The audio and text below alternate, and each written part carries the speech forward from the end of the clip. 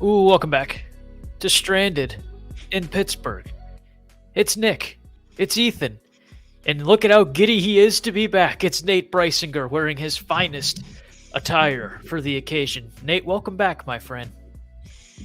It's very nice to be back and be able to talk with you guys. I'm so sorry that I've missed the past couple episodes, but I heard Jack spice things up with you guys last time you guys were on. So kudos to him. I think last episode was considered by many to be the worst but also best episode in quite some time, depending on what end of the sports podcast spectrum you fall on in terms of your listening preferences. But I think today's will have the potential to top it. But Jack did make me promise to mention something, and I will mention that now because I already had a last call topic thought out beforehand. That is shouting out the U.S. juniors team over there in Sweden, down 2-0 to those pesky Finland players over there, and they came back, win the game 3-2, electric fashion. They will play Sweden in the championship, I believe, tomorrow, or gold medal game, whatever you prefer to call it. Nate can probably touch on that. I don't want to put him on the spot, but if you want more intricate thoughts on what's going on in the juniors, you can talk to Nate, but I won't put that pressure on him here and now. But anyway, Ethan, you're here as well. How are you, my friend? Doing well, doing well. Glad to be back after a little hiatus due to the holidays, but glad to be back and got a lot of talk about, a lot of big topics, a lot of topics that can stir up some controversy. So excited. I I think so. Ethan and controversy go hand in hand. And speaking of controversy, the Steelers always seem to find themselves in some. It's great to dive right back into Steeler talk. The last couple episodes before we took this little holiday hiatus, the Double H, Triple H's cousin, if you will, things were pretty doom and gloom as far as the Steelers were concerned. And now we come back and the whole Mason Rudolph saga is kind of taken place, and he's 2-0 as their starter. The talk went from fire Tomlin to look at him pulling another rabbit out of his hat. So the narratives change quickly over the course of the 18-week NFL season. But guys, they have a chance to make the playoffs. I don't find either of their potential matchups, if they do make the playoffs, to be that favorable. But I guess the best way to sum up this season has been expect the unexpected, which I also believe used to be the slogan for the Sci-Fi Network back in the day. Me and Grandpa watched some weird ass alien movies on there, but that's not something anyone listening cares about. So I digress. But anyway, Ethan, you were at the Bengals game. I remember because you were saying you didn't even want to go, but now look where we are. Ethan, how do you feel about the Steelers' playoff chances in kind of the last couple weeks? I think it's a breath of fresh air to see where this team was pre-Bengals game, after that Colts game. Everything looked bleak. There wasn't much going right for this Steelers team. Mitchell Trubisky looked absolutely terrible against the Colts. Mason Rudolph came in against the Colts and did not look good either. So things were very doom and gloom. And then what I've been clamoring for the Steelers to do for weeks prior to Rudolph getting the nod to start against the Bengals was to start Rudolph. And I just really want to take a look at from where he was in 2019 before he got decapitated by Earl Thomas III in that game against the Ravens, where he had to walk off with no face mask. Just take a look from how he played after that game. Obviously, he might have been playing a little bit scared just because of what happened. Had a little bit of happy feet, which we've seen Kenny Pickett kind of have over the past over his first two seasons in the NFL. But just to see the differences in Rudolph's game from 2019 and 2023, yes, he has a lot more experience now. He's been in the league for 4 years now, but he hasn't gotten a lot of opportunities to play and showcase those skills. We saw a little bit of it in preseason, but there wasn't anything crazy. But just to see his ability to have that pocket presence, to be able to stand in there, take a hit while still getting a throw off and being able to complete a deep pass down the field 10, 20 yards. That's what you want to see. You have the weapons at your disposal, and they weren't being used, especially George Pickens. He's one of the best deep threats in the league. Obviously, he's not He's not this year, but you saw the big splash plays that he was able to make at some point in the year before. But just to see Rudolph just be able to stay in the pocket, not roll out whenever there's some pressure or the pocket begins to collapse and there's people and defenders around him. You saw it in that Seattle game. Just being able to stand in there, take a hit, be able to connect with Pickens deep, and then especially again late in the game when it's in crunch time and Mike Tomlin was mic'd up. I saw this clip earlier this week, him say, "We're not playing conservative, we're playing to win." And this is what you wanted to see. This is what Steeler fans have been clamoring for over these past several weeks is let's not be conservative, let's take risks. And you've seen this from Mason Rudolph over these past 2 weeks, which is a breath of fresh air, and the receiving course finally being used how they should have been used 15 weeks prior. So it's a breath of fresh air there. Now, the Steelers, they find themselves in a pretty good situation, a better situation than they were in last year in terms of being able to make the playoffs. Obviously, they still need some help, but it's help that, it could possibly work in their favor. They could be able to sneak into the playoffs. Yes, do I think they have a shot at winning a game in the playoffs? Absolutely not. But considering the fact of how bad the season went and would I have liked to have seen this team crack off 2 wins against the Cardinals or at least 1 win against the Cardinals and Patriots and not be in this situation? Yes, of course.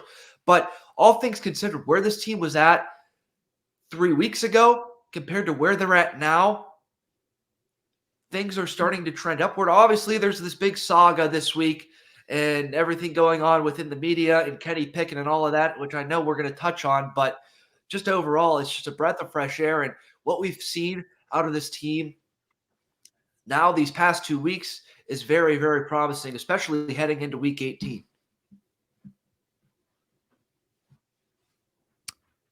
I thought Nate was going to chime in there. He might be frozen, actually. Oh, no, he's not. We're back in prime action. Nate was just digesting.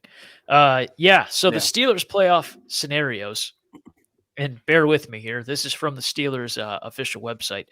Steelers get in. If the Steelers win and Buffalo loses, or the Steelers win and Jacksonville loses or ties, or the Steelers win and Indy and Houston end in a tie, or if the Steelers tie and Indianapolis and Houston does not end in a tie and Jacksonville loses, or they can lose the game, Indianapolis and Houston doesn't end in a tie, and Jacksonville loses and Denver wins. So there's a few more routes into the playoffs than last year, I like to think. If they do make it into the playoff picture here, they're either going to get in and play Miami, get in and play the Chiefs, and I believe there's a chance they get in and play the Bills somehow. But let's assume they play the Dolphins. That is a game that I think would be very difficult for them to win. The Dolphins have so many really good running backs who are incredibly fast, and that sounds really stupid to say they're fast.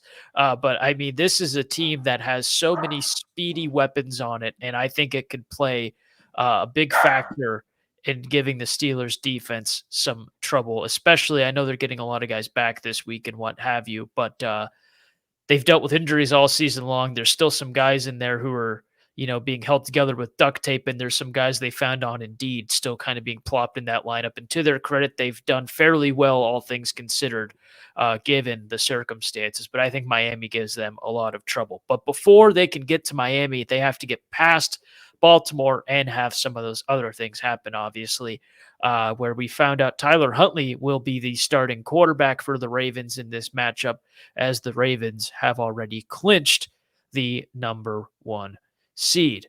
Huntley did fairly well when he's played before.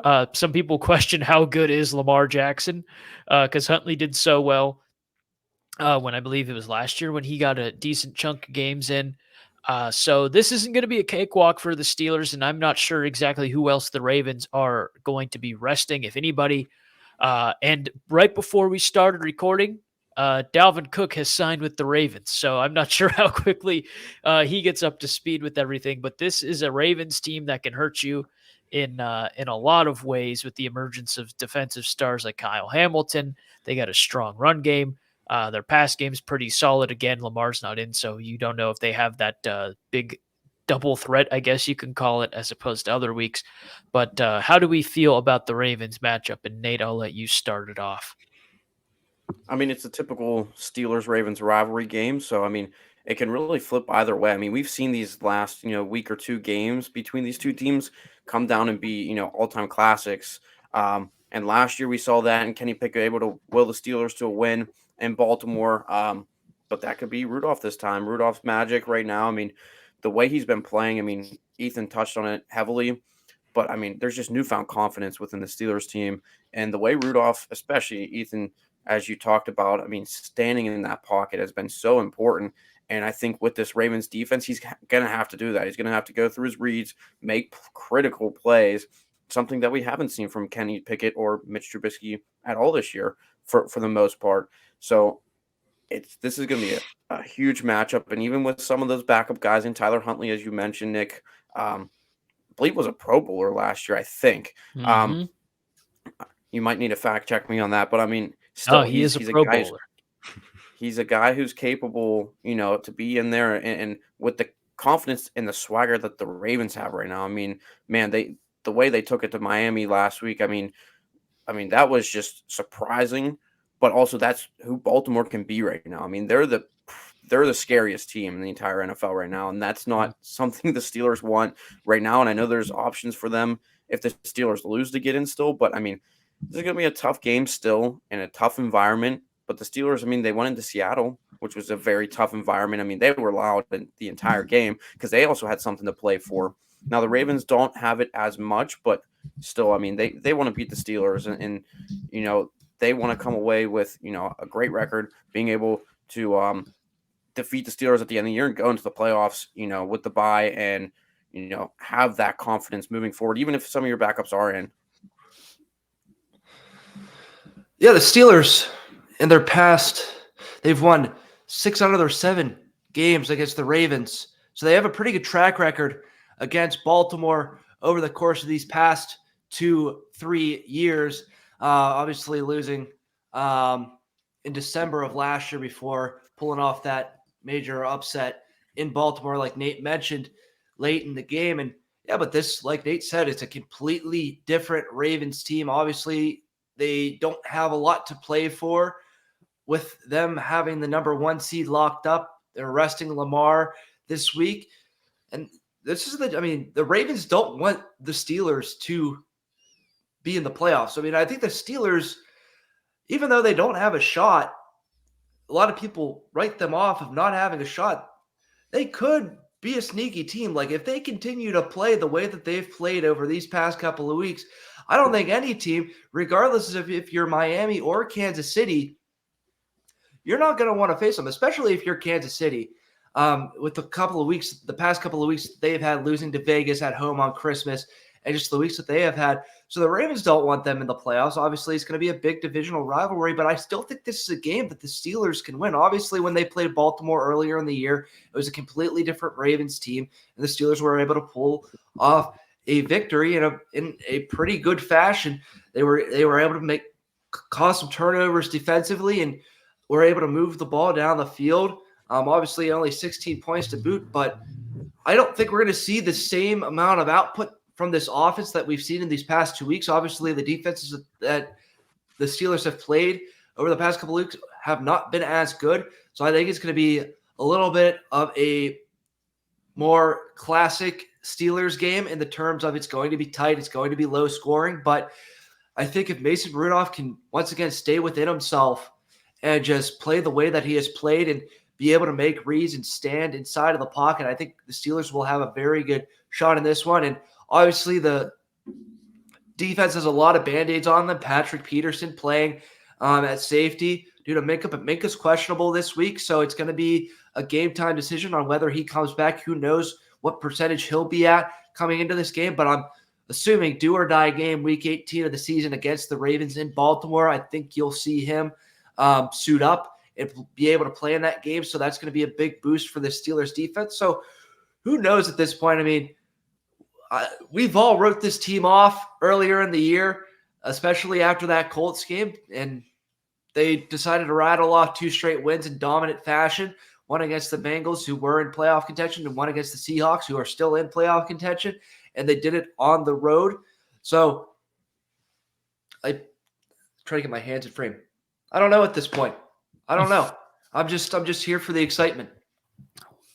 It's a good way to put it. Who knows? Who knows what's going to happen? I do think, this is going to be a gritty AFC North game. Steelers defense has helped out Mason in the cause the past 2 weeks, and I think that'll happen again to some extent here. But I still think it's a much lower scoring game than this kind of. I almost don't want to call it an offensive explosion, but compared to what we've been seeing all year, the last 2 weeks, I guess, have been offensive explosions when they score more than 24 points both weeks. But yeah, Baltimore's hot, which is what Nate said. They gave Brock Purdy probably the worst game in his career. They throttle the Dolphins. They've got wins over the Texans. They've beaten the Bengals. They split with the Browns. This is a team that's won a lot of games against teams that are in the playoff picture, in the playoffs. They're a really good team. And I think regardless of the circumstances, as Nate again said, it's an AFC North game. You want to beat them. You want to win this game. So I don't expect anything to be let up on from the Baltimore side of things, anything that might, put the fire out under them right now. But who knows is probably the best way to summarize what's going to happen in this game. There's too many variables that I don't want to touch on or disregard. So I won't do anyone the disservice of trying to guess what's going to happen in detail. I'll just give a final score prediction when the time comes to it. Whether or not this was a real story, I can't confirm. Kenny Pickett allegedly, it's a word that's important to throw around, allegedly didn't want to back up Mitch Trubisky. We heard Kenny was cleared from some parties. Kenny wasn't cleared from other parties. It honestly got exhausting to follow. There were so many different branches to this tale. Kenny obviously said, no, I would have been there backing up Mason if that was what was needed of me. I don't feel like talking about this too much. If one of you wants to, feel free. It just seems like one more unnecessary spoke on the wheel of useless, stupid media drama that we've gotten so far in what's been the 2023 Pittsburgh Steelers season. You're both shaking their head, but I'll give you the verbal opportunity to. I don't have anything to add. It's just stupid. I mean, my head hurts just looking at social media over the past 3 days about what all transpired and what all went down with that. I just think it's stupid, and it's just another piece of Steelers. I don't even know, another piece of Steelers.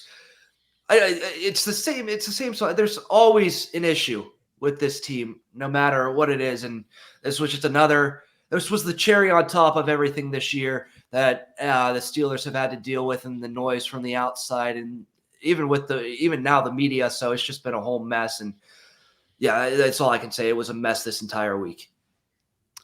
Yeah, I mean, even things are looking good. Someone else brought it up recently, but I mean, it still goes to show this whole season, as Jesse James once said, the Steelers are the Kardashians of the NFL. I mean, it just continues. I mean, there's literally something every week. The Steelers can go and win the Super Bowl, and something could happen immediately after someone gets arrested for partying and, at the club or whatever. I mean, it just continuous. And I think everyone in the Pittsburgh media just tries to hop on it and find something. And from what I've read and from what I've listened to and heard, it just seemed like what was originally reported that he backed down for the number 2 was wrong, and he just basically did not want to be the number 3, which at that point it was like he was like, oh, the coaches and the trainers told me that I wasn't really cleared to play just yet, but Tomlin was like, he was medically cleared to play, and we were going to slot him in at the number 3 though because of his reps during the week. He didn't get enough reps to be the backup quarterback or the starter, so he basically backed down from the number 3, which I think he shouldn't have, because what were the chances that he was going to end up getting in? Very slim. But since he didn't slot in at number 3, it didn't help the Steelers because they couldn't add a position player. And it looks bad for Pickett because at least if he's in there, he's ready to play. He's at least, taking the option to at least dress. But him backing out at least of the number 3 still doesn't look great on him, but it was still just all misconstrued, I think, blown up, as it just always seems to be. As always, very well said from Mr. Brysinger. It's prediction time. I touched on it earlier. That Ravens run game could be very dangerous. They got a lot of guys in there who can run the ball out of a lot of different circumstances. Uh, Steelers seem to be really honed in with their run game, and I think that's what's kind of allowed this pass game to flourish a bit with Mason Rudolph. They've really honed in with that Najee and Jalen Warren mix, and I think that's how you do it. AFC North football, let's get the run game going again. Let's play through these two guys and see what they can do here. Uh, if they're going to get the blocks they need, if they're able to create the chances they need with the limited room they have sometimes, then I'm all for it. They both run angry, and I really appreciate that. And I think the Ravens do a fairly good job of that as well. So why not try to get in a pissing match with them in terms of who can have the angrier runs? Because I think the Steelers running back room is pretty hot right now. So I'm going to guess a score, and it's going to be an ugly score because it's, again, for the third time in about 3 minutes. It's an AFC North game. It's got to be ugly. 22-18. I'm going to give it to the Steelers. It might be the last game of the year, so let's give it to them. 22-18 Steelers. Over under on Mason Cole snaps that either grind along the grass or make Mason Rudolph jump. I'm going to go 5.5.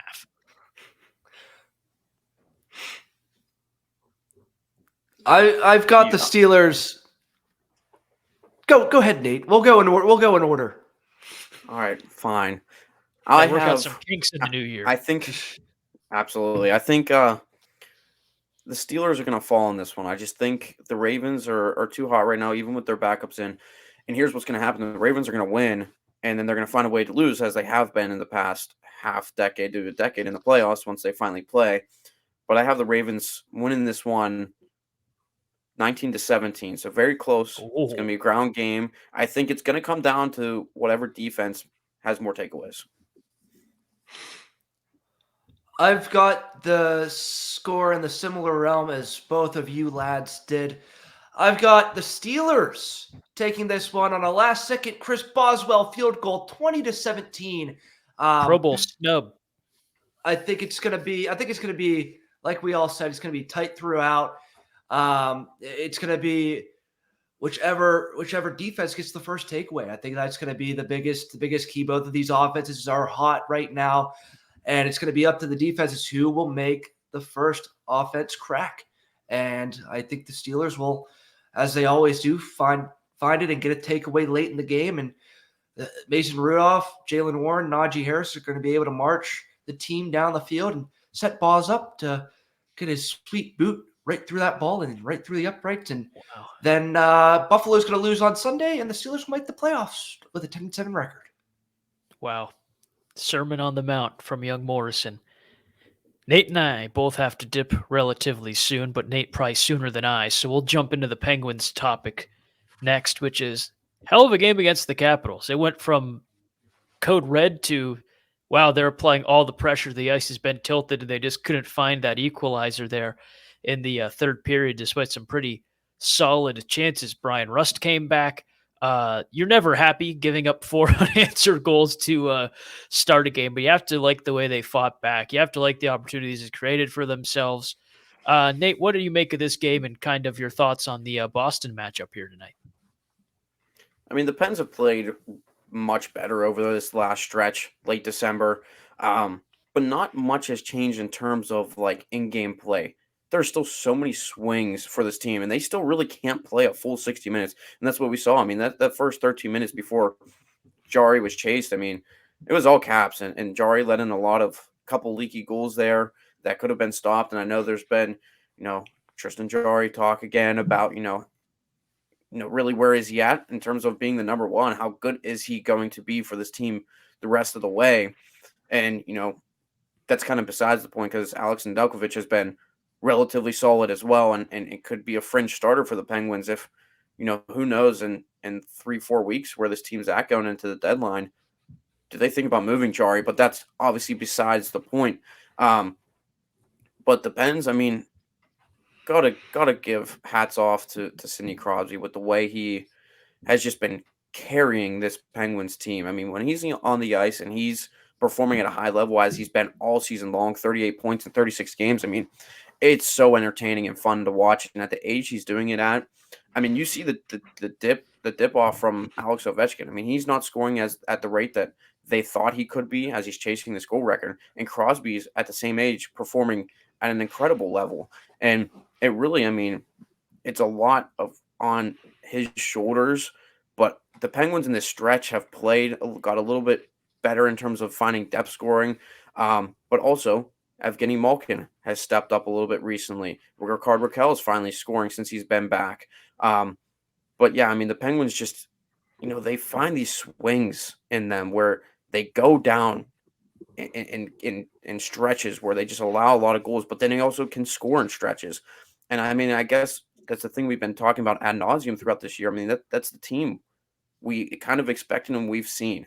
It's a team that can win 5 straight but lose 6 straight. That's just how it is this year with the age that they're at. But I mean, it's exciting. They got Boston tonight, which is they seem to be good every single year and at the top of the league pretty much every single year, no matter who's in there. So it'll be a very interesting matchup this evening. We'll see what happens there. But I mean, it's basically come down to the way Sidney Crosby's been playing and carrying this team.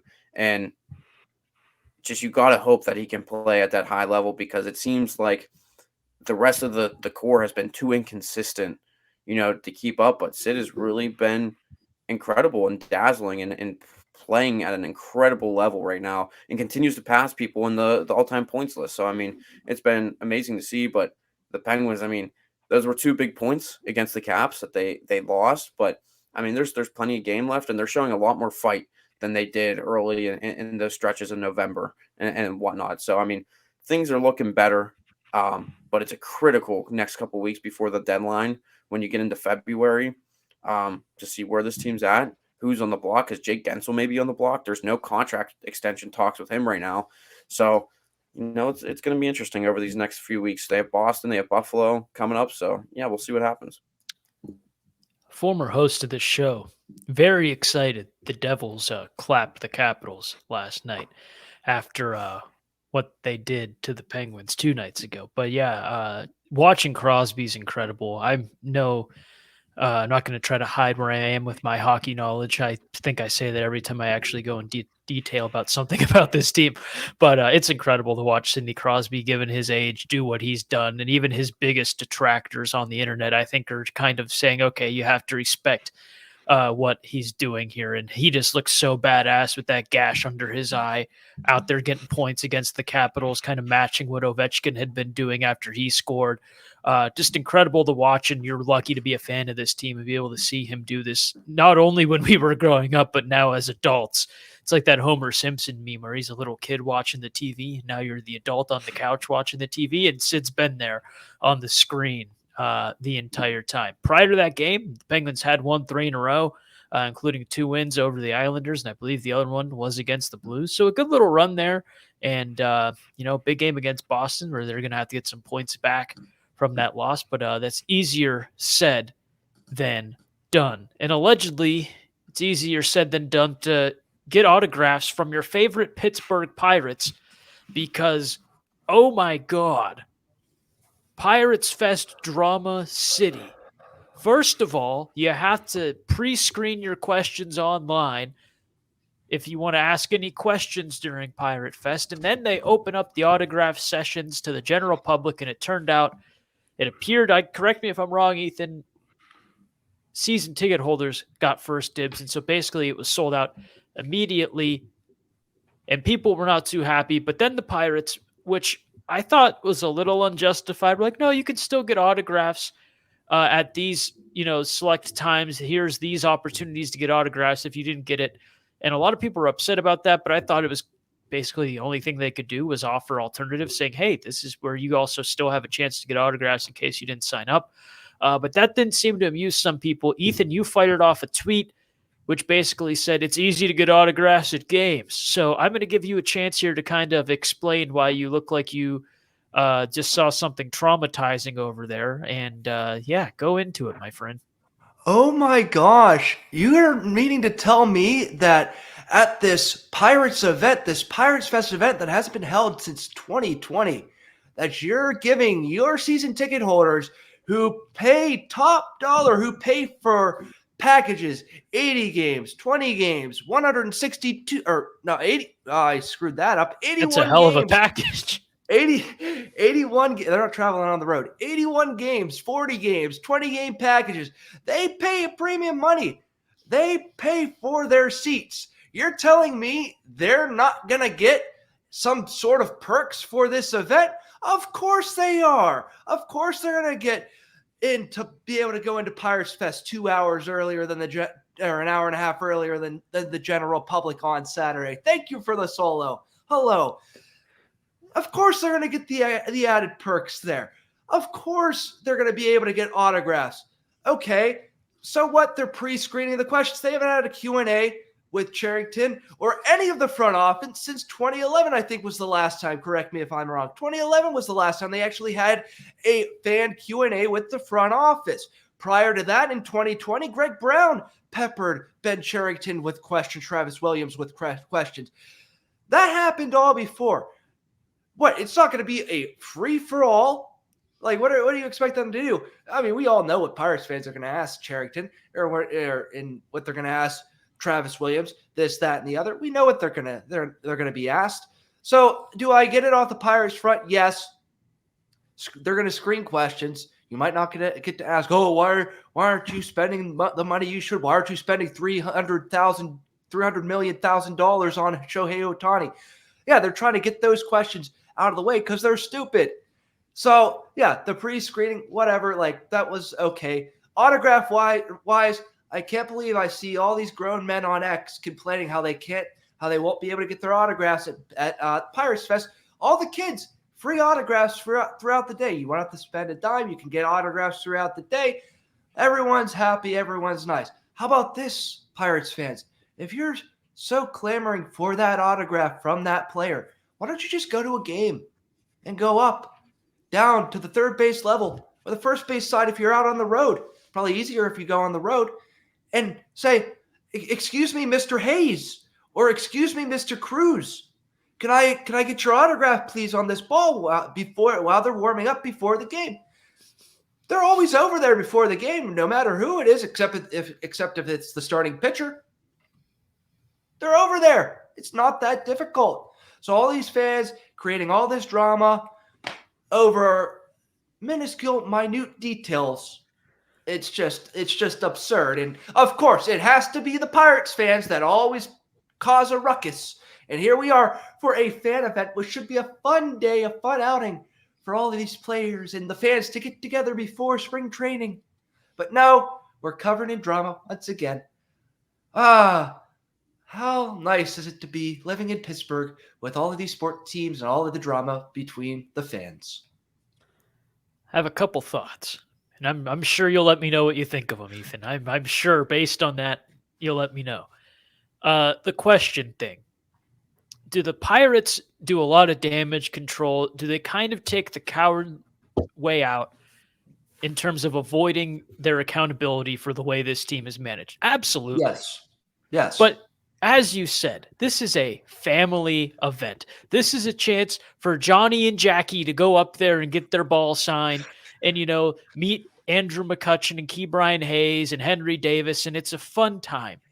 You don't need some middle-aged boomer, whatever, going, why the hell aren't you spending money on this team, you piece of shit? You don't need that at Pirates Fest. And the fact that most people don't have the forward-thinking process to be able to put that together is kind of concerning. Does it stink? Sure. But if you're going to Pirate Fest to just call out the front office in front of children, in front of kids, in front of people who are just there to meet these players and have a nice memory, then I think you're the problem. And it stinks because I feel like a bit of a sellout even having that opinion.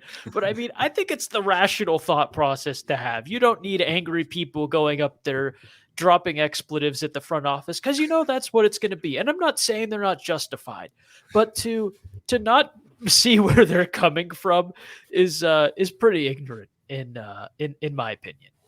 Now to the autographs. I agree on all of that. Yeah, go ahead. The autographs, I see both sides of the argument. This is a great chance because if you go to the ballpark and get an autograph, you're not going to be able to maybe have that chit chat time with them. And I know they're not going to let you stand and talk to Kutch for 5 minutes at Pirate Fest if you're getting an autograph. But I mean, it seems a little less personal. You know, they come over, they sign it, they toss it back up to you, whatever. I kind of understand that's not the same thing. Also, you get them in a bad mood, they don't come over, and that's your only chance to go to a game that year. It kind of stinks. But I also, you just look ready, Ethan. You're kind of throwing off my train of thought. Hey, I'm fine. I mean, Andrew McCutcheon would give you more time. I'm just saying that. He would. And he would give me more time, I would hope. Yeah, just exactly. show him that picture. Yeah. Show him the picture. Yeah.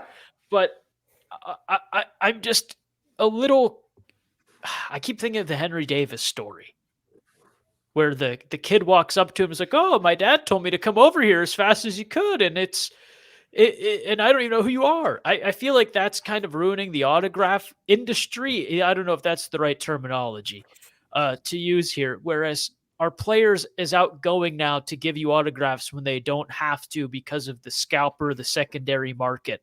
That's my only concern in terms of going to the game. Because Ethan, you're making it sound like when you get to a Pirates game, you just walk straight down to the first base line and it's just, you're going to have all exclusive pass to just talk to whoever you want to.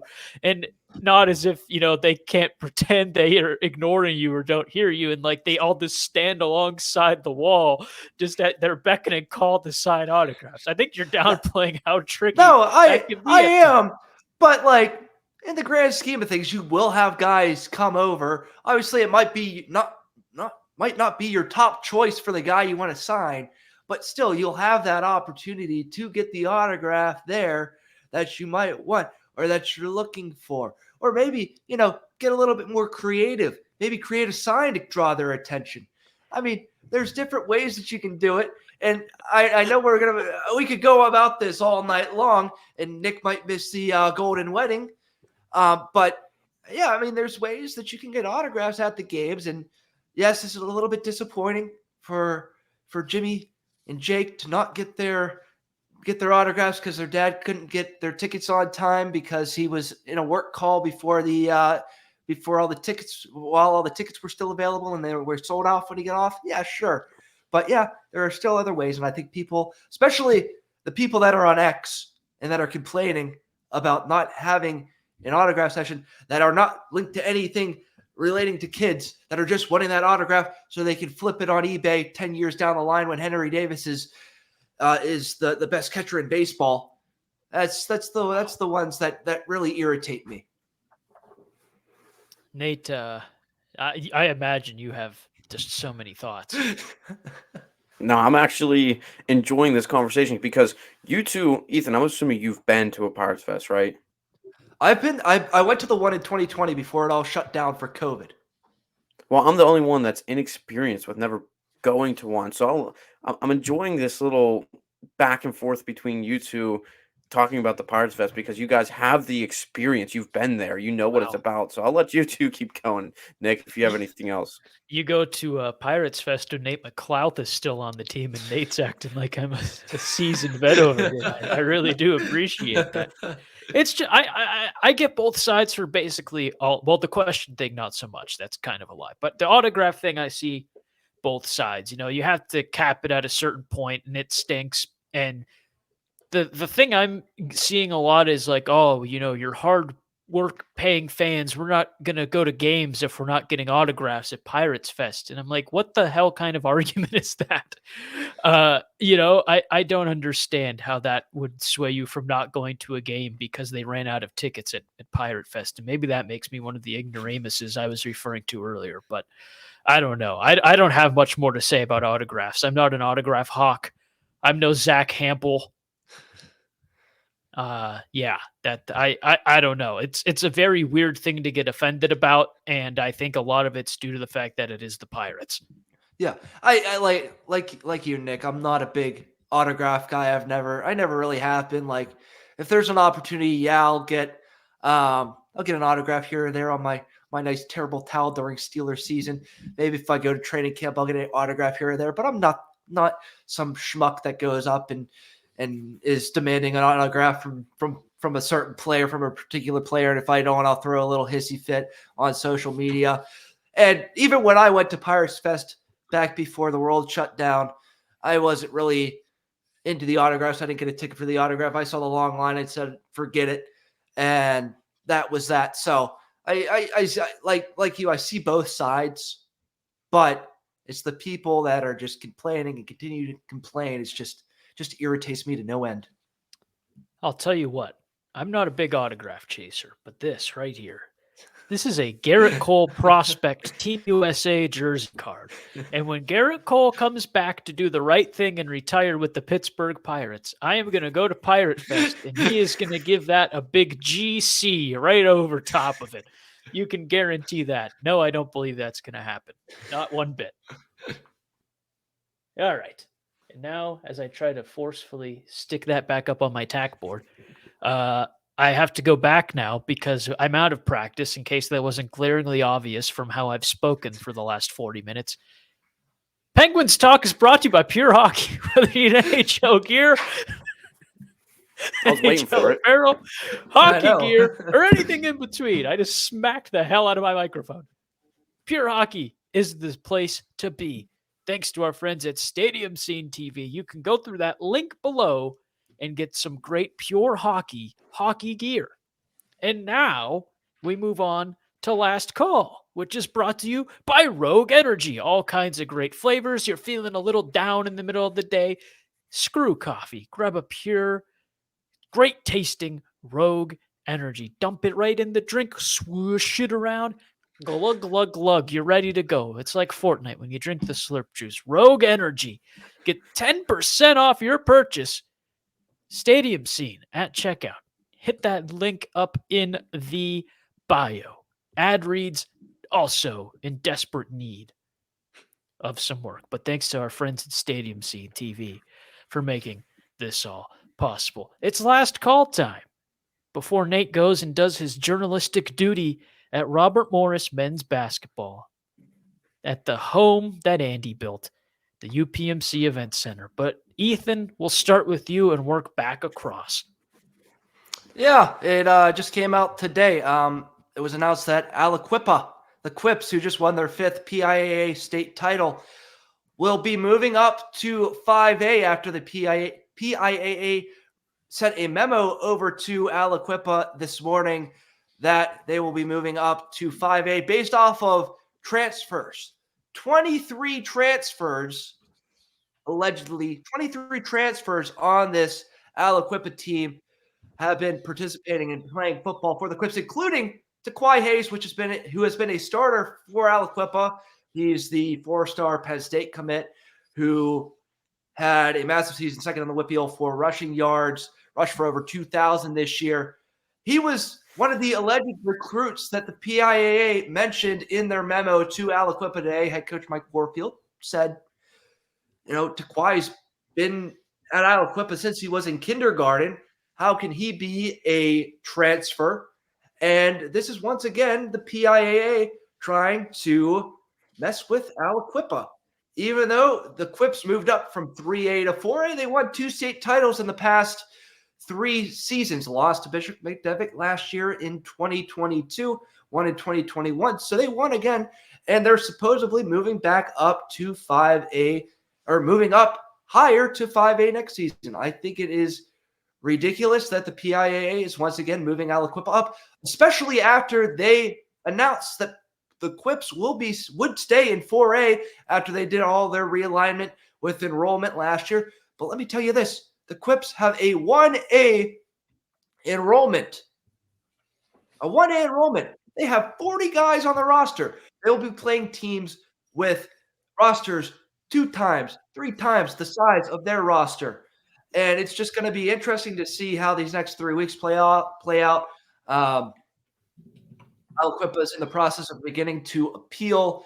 They have till January 10th to get all of that situated and ready to go. And they had law come out the last time that the Quips were being forced to move up and potentially play up at the 5A level. I think they're going to need to get the now Hall of Famer Darrell Rivas to come out and speak against the PIAA and make things right. Aliquippa should not even be playing in 4A. Even though they played in 4A, the Quips should stay at 4A for these next 2 years with enrollment because it's just been ridiculous with how the PIAA has been trying to manipulate and move it, especially when you have teams that are in lower classifications winning 7 straight state titles. You know who I'm talking about. If you know anything about high school football in the state of Pennsylvania, it's just ridiculous. Ethan, I had a feeling that would be your subject of discussion for the last call because I was thinking about it as well, but I think it's unfair to Aliquippa. I mean, but regardless, they're probably still going to go up and play some darn good football, in 5A if they do have to go up there. But speaking of transfers, have to go to always so controversial, going to the college football level. Man, was the semifinals good. Those 2 games that we saw, Michigan, Bama, and Texas and Washington. But what about the other games, the other bowl games, and how meaningless they are becoming? And that's what a lot of people were worried about, coming as this game has changed so much with expansion, with NIL, with this transfer portal, and it's disappointing as a college football fan. I barely watched any of those other bowl games this year because they didn't have much meaning. So commercialized anymore, but also no one wants to play. How many guys were on the roster during the regular season that don't play anymore for that team because they're in the portal? I think something needs to change. I think the transfer portal entry date needs to be later after the season's over. I think the first signing day in December should be only for high school recruits or maybe players that have sat out the entire year. But I don't think players who are rostered in, who have signed their national letter of intent, should not be allowed to leave their team. And if they do midway through the season, they're not allowed to look for other teams until after bowl season is over. Because how many of these games? I mean, Florida State talked all this up about missing the college football playoff. They have no one playing. They get throttled by Georgia. Like, why is Florida State holding this conversation when they can't even hold up against a team that probably should have been in the college football playoff? But this year there was a lot of good teams that could have made it. And obviously Florida State was at a disadvantage once Jordan Travis went down and, part of the reasoning why they were kept out. But when you have 20 to 30 players that aren't playing anymore, I mean, that's just, I mean, it's saddening and disgrace to college football because the other game I want to point out is West Virginia and North Carolina. That stadium in Charlotte's right down the road from Chapel Hill.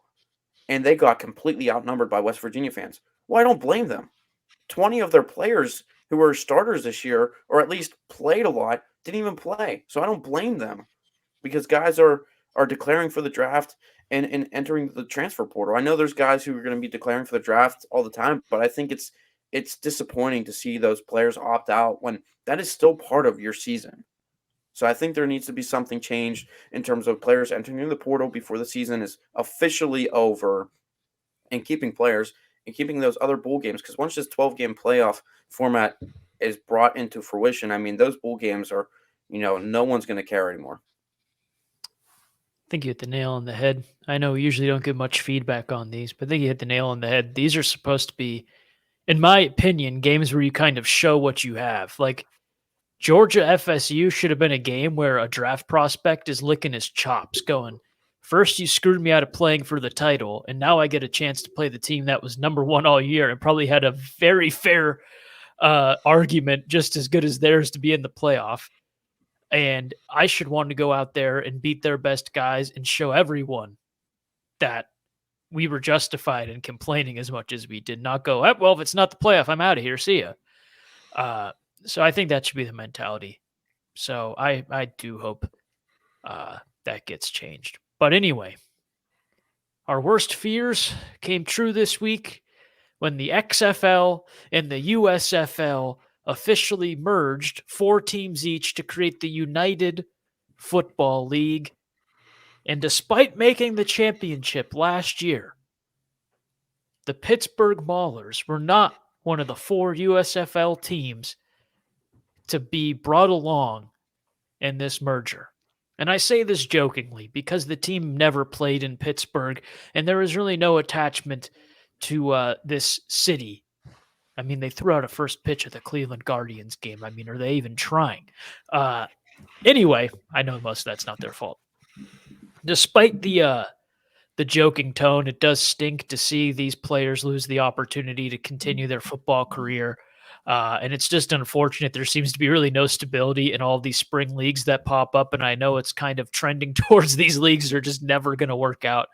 But I'm hopeful for this new adaptation that it creates something substantial. It can last a while, maybe come up with some agreement with the NFL, maybe, which I think is what all of them low key try to fight for, is to get some sort of deal where they're a feeder league to the NFL, even if they don't want to outright say it. So hopefully this proves to be beneficial. And even though we're losing a good chunk of players right now, that it ends up being something fruitful for all of those guys who do remain rostered for hopefully the years to come. But for now, I think it's only fair that we just say rip to the Maulers. We'll see you. We'll see you again one day. Maybe not anytime soon, but maybe one day we'll see the Pittsburgh Maulers once again, and we hope we see all of you again right here on Stranded in Pittsburgh next week, when hopefully we're talking about Pittsburgh Steeler playoff berth. But we're not going to be too optimistic, as you may have heard there. But anyway, we'll see what happens. Thanks for tuning in. We'll see you next time.